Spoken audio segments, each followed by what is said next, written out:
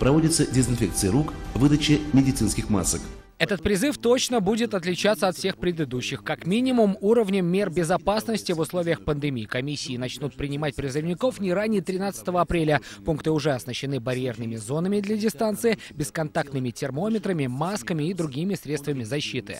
Медицинское обеспечение призыва организовано в полном взаимодействии с Министерством здравоохранения Республики и медицинскими организациями здравоохранения.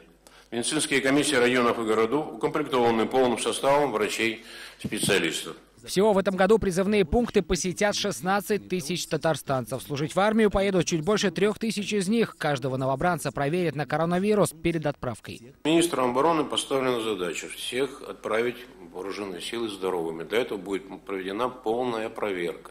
По прибытию в воинские части все призывники, уже военнослужащие, будут подвержены 14-дневному карантину. Военный призыв в этом году продлится до 15 июля. Всего ряды вооруженных сил пополнят 135 тысяч новобранцев со всей России. Сергей Хайдаров, ТНВ, Казань.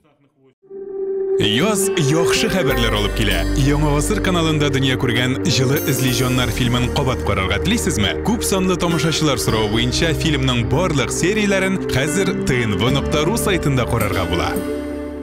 Все новости дня, выпуски программы «Новости Татарстана», программы и фильмы на сайте tnv.ru и на YouTube-канале ТНВ. Подписывайтесь.